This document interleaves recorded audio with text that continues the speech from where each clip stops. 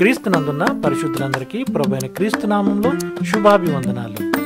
దేవుని ప్రేమ ఆధ్యాత్మిక కార్యక్రమానికి స్వాగతం.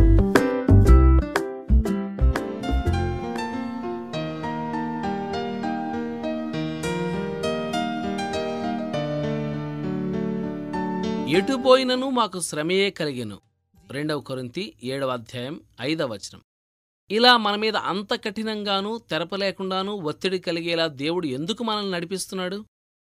ఎందుకంటే మొదటిగా ఆయనకున్న శక్తి, మనపైనున్న కృప వెల్లడి కావడానికే.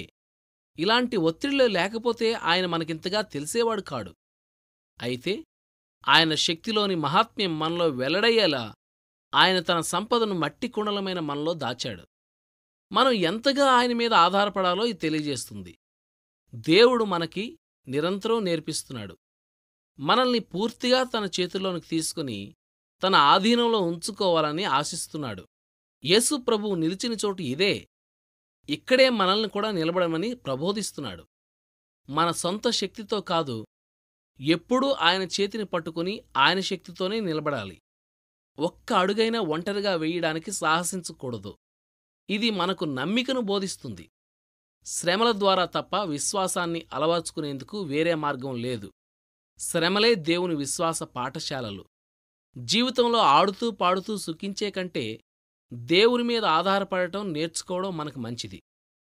ఒకసారి విశ్వాసాన్ని నేర్చుకున్నామంటే అది శాశ్వతమైన బహుమతి, కలకాలం నిలిచి ఉండే పెన్నిది. నిరీక్షణ లేకుండా మనం సంపన్నులమైనప్పటికీ పేదవారమే. ఇతరులు పాడుతూ ఉంటే నేనెందుకేడవాలి? శ్రమల లోతును కొలిచి చూడడానికి. ఇతరులు విశ్రమిస్తుంటే నేనెందుకు పనిచెయ్యాలి?